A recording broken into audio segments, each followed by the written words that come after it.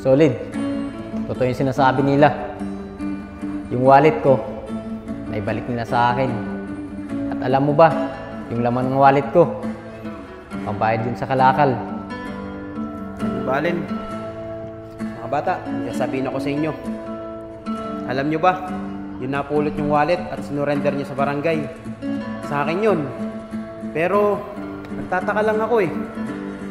May nakita akong dalawa nangangalakal at tinanong ko sila. Ang sabi ko sa kanila, sila ba yung nakapulot ng wallet ko? Ang sabi naman, sila daw. Eh, binibigyan ko pa nga sila ng pera eh. Pero, yung dalawa nangangalakal na yun, isang matangkad at saka may katawan yung isa. Kuya, yung sinasabi niyo pong matangkad, yun po si Ayag. At yung sinasabi niyo naman pong makatawan, yun po si Apong. Kaya nga po, ang totoo nga po yan eh. Pag nangangalakal po kami, inaagaw po nila yung kalakal namin. Ganun ba mga bata? O sige, bukas babalik ako dito, mag-uusap tayo. May lalakaran pa kasi ako eh. O paano Alin, tara na. Mga miss, dyan na kayo ha. Tuloy na kami. Sige po, ingat po kayo. O paano? Maiwan muna namin kayo. Gumagabi na rin kasi. Baka si mamaya, hinahanap na rin kami ng mga magulang namin. Kaya nga, pero masaya kami dahil nalaman na natin kung ano yung katotohanan.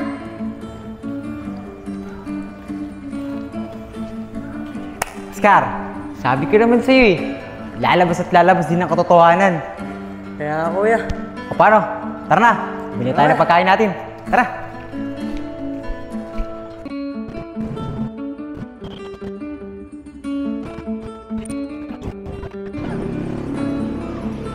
Oy Alin, magandang araw. Hoy, Solid! Bakit bumalik ka? Di ba sabi ko sa'yo kagabi, babalik ako ngayon para naman makapagpasalamat ako doon sa dalawang magkapatid, kay Oscar at kay Iber. Sila palang totoong nakakuha ng wallet ko eh. Ganun ba tol Solid? Sinabi mo pala sa inyo yung kagabi. Hindi ko kasi maalala. Sobrang dami kong ginagawa. Pero, paano mo naman sila mapasalamatan? Talagang ikaw tol, tumatanda ka na. Kasasabi ko lang sa iyo kagabi, nakakalimutan mo agad.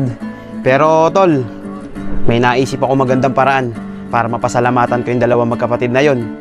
Dahil naniniwala naman ako na mabuti silang bata. Pero tol, saan ba nakatigil yung dalawang yun? Tol, sa totoo niyan, doon ko muna sila pinatira. Doon sa luma kong bahay, yung iniwan ko. Sabi kasi nila, kahit saan-saan lang naman daw sila natutulog. Nakakaawa naman.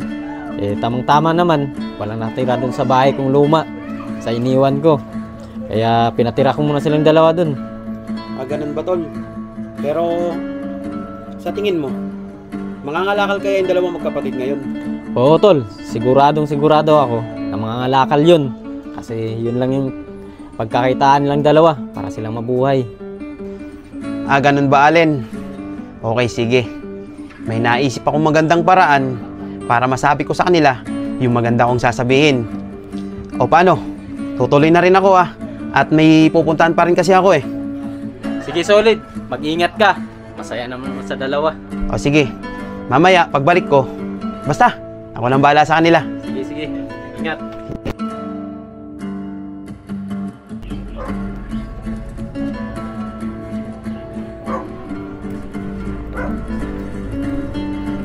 Uy Mariel, di ba si Kuya yun?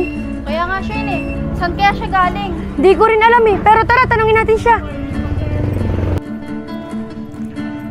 Kuya, saan po kayo galing? Nakausap niyo po ba yung dalawang magkapatid? Ay mga bata, hindi ko sila nakakausap. Ang totoo niyan, galing ako doon sa kaibigan ko, kay Allen. Siya nga pala, ano bang pangalan yung dalawa? Kuya, ako nga po pala si Shane. Ako naman po si Mariel. Shane Mariel pala ang pangalan nyo. Magaganda naman. O paano mga bata, may iwan ko na kayo may pupuntahan pa kasi ako. Siya nga pala, ako nga pala si Solid. O paano, tuloy na ako Sige po. Mariel, kinabahan ako kay Kuya. Kala ko, nakausap niya yung dalawang magkapatid. Ako rin siya eh. Kinabahan. Baka kasi hindi pa siya naniniwala dun sa dalawa.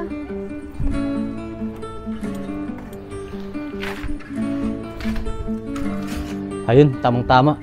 Nandito po yung dalawa. Iber, Oscar. Tao po.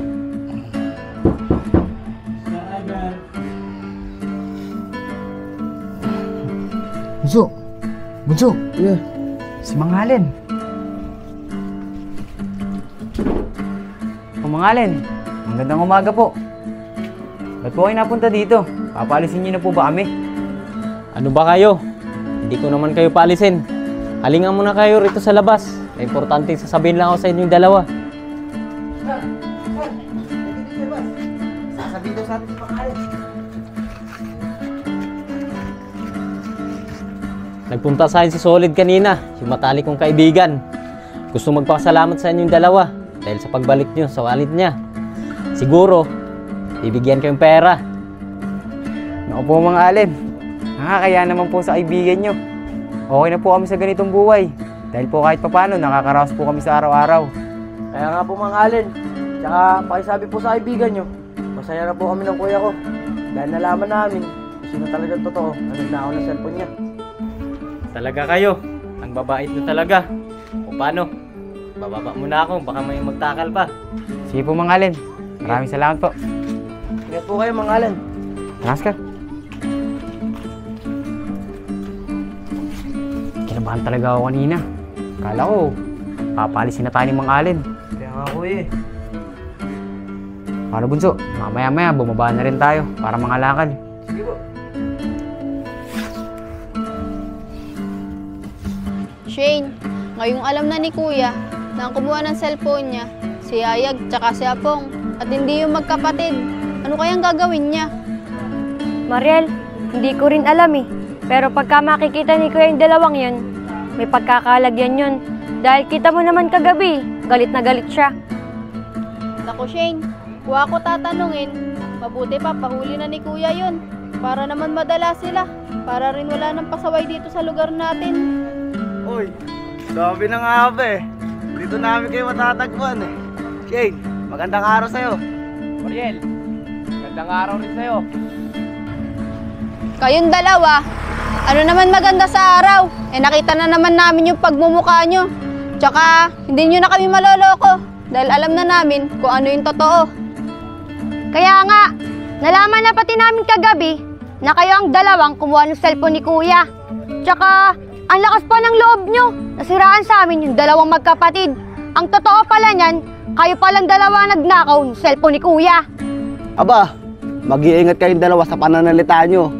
Wala naman kayong ebidensya eh. Na kami talaga nagnakaw ng cellphone ni Kuya. Teka nga lang, bakit? Nakita nyo ba na kami talaga ang kumuha ng cellphone ni Kuya? Baka mamaya sinabi lang sa inyo eh. Tapos naniwala agad kayo. Sigurado kami na kayo daw talaga ang kumuha ng cellphone ni Kuya. Dahil mismong si Mang Allen na nagsabi sa amin na kayo daw talaga ang nagbenta sa kanya ng cellphone. Kaya nga, ang di nyo alam, kaibigan pala ni Mang Allen, yung ninakawan nyo ng cellphone. Tignan mo nga naman ang pagkakataon, no? Yung ninakawan niyo ng cellphone, kaibigan pala ni Mang Allen. Yung pinagbentahan nyo, ano, booking na kayo, no? O paano, good luck na lang sa inyo. Kaya nga, mag-ingat kayo, baka makita kayo ni Kuya.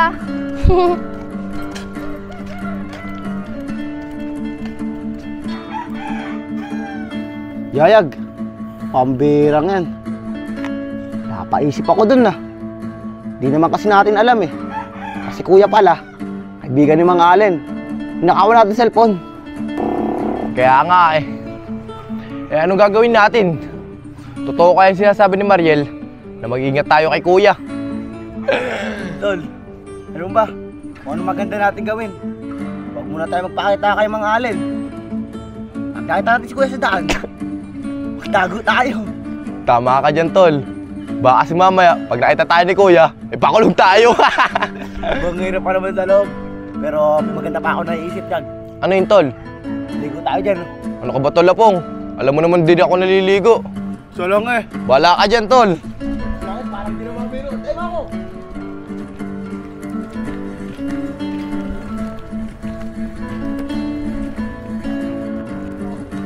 Oscar! Oscar! Punta tayo. Maraming kalakal. Tara, punta natin. Tara. Ingat ka, Bunso ah. Tama pa ako pa. Bunso, ito.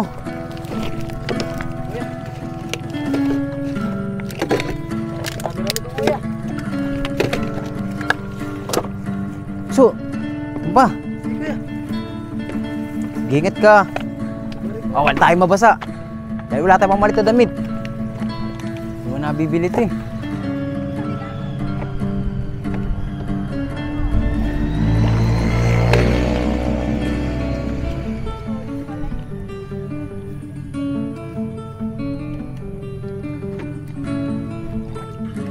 Ito yung baso.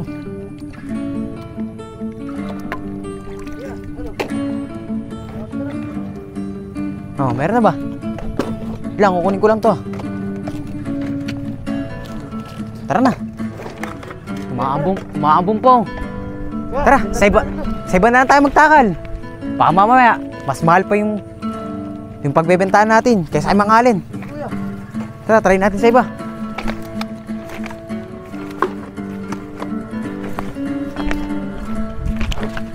Oscar, mamaya na tayo magbenta. Wala si ate dun eh. Sige kuya. Sarado yung takalan. Kay mangalin to takalan mamaya. Sige kuya, damihan pa natin para marami tayong matakal kay Mang Allen. Sige, mangalakal muna tayo dito. Sige po. Sakto kuya. Madami-dami to.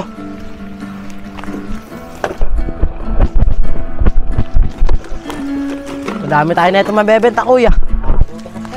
Saka kuya. Ano tayo ganun kuya? Tayo kuya. May kotse. Bang ganda. May sasakyan pa sa likod. Ano? Sino kotse? Kuya. Mangalakal ko muna. Thank you. Kuya. Tumigil siya. Kaya nga, sino kaya yan?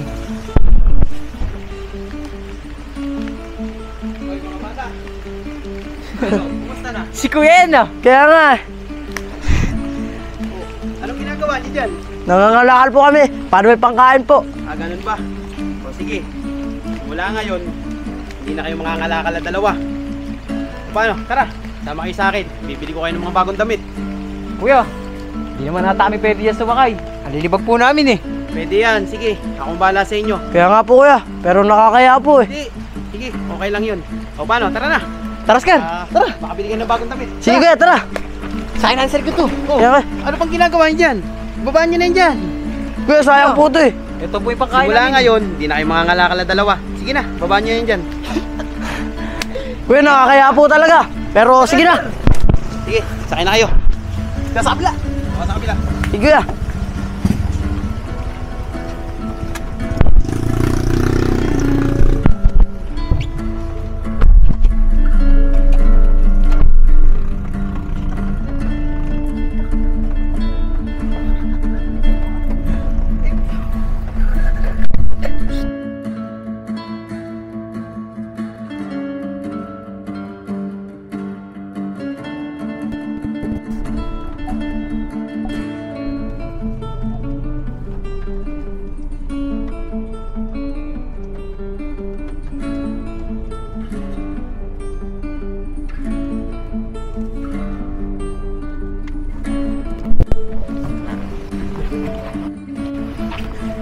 Oh, mga bata. Andito na tayo sa bahay ko.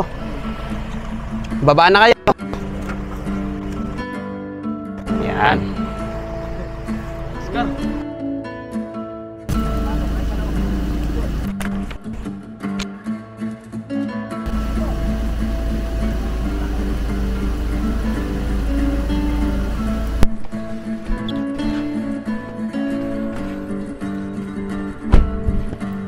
Oh, mga bata.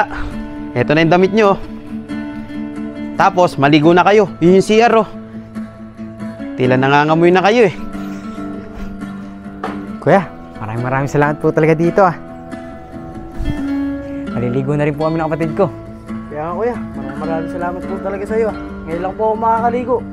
Hindi na po kasi ako naliligo eh. Sige. Kaya nangangamoy kayo. Ayun yung CR, oh. Ligo na kayong dalawa. Kaya kuya, Sige po kuya. kaya may sabon po ba rin? Meron niya, kompleto niyan. Kaya kuya, ligo na tayo. Kuya. Okay na po bisuot namin. Naninibago po sinusuot ko eh. Yan ang sinasabi ko sa inyo, eh. Tingnan nyo, ang pupogi nyo pala. Kuya, Bagay na bagay sa inyo yung mga damit na nabili natin, ah. kuya, patpas ko na ata namin to eh. Sige, sige. Upo muna kayong dalawa rito. May bibigay pa ako sa inyo. Siya nga pala. Oscar, oh, ito sa'yo. Suot mo. Ay, Ber, ito naman sa'yo. Ang ganda na ito, mawaalit to ah. Sige, suot nyo. Bagay sa inyo yan. Oscar. Anis. Ano, nagustuhan nyo ba? Opo, maraming salamat po dito. Kuya, pwede po ba ako magtanong sa inyo? May kasamaan po ba kayo dito sa bahay na to? Kaya nga po kuya, gusto din naman po, wala akong kasamaan dito. Kaya balain mo na itong bahay na to eh. Mga bata, ang totoo niyan, wala na akong kasamaan dito sa bahay na to. Nag-iisa na lang ako. Yung asawa at anak ko kasi, nasa ibang bansa na. Pinapapunta nga nila ako dun eh. At doon na rin daw ako tumira. Di naman ako sanay tumira sa ganung bansa eh. Gusto ko, dito sa atin. May inip lang ako doon. Ganun po ba kuya? Mabuti po, hindi po kayo nalulungkot. Malungkot po kasi pag nag-iisa sa buhay. Nako mga bata, sanay na naman ako mag-isa eh. At saka siya nga pala, doon kayo matutulog sa kabilang bahay. Malapit na pati ang pasukan. Pag-aaralin ko kayo. Kuya Oscar, matutupad din pangarap mo. Makapag-aral ka ulit. Kuya, maraming salamat po ah. Pangarap po talaga namin ng kuya ko yan. Kuya, thank you po talaga sa iyo dahil pag-aaralin mo po kami. Maraming salamat po. At tataruin po namin to sa malaking utang na loob. Kaya po kuya. Pero kuya, para saan po itong mga damit na to? Tsaka po itong laruan. Yan ba? Pinalaban ko yan kanina. Pinaglumaan ng mga anak ko. Pinagliitan nila yan. Ipapamigay ko sa ibang bata para naman mapakinabangan nila. Kuya. O paano? Matulog na kayo doon, oh. Pahinga na kayo. Sige po kuya. Tara na kuya. Sige, sige.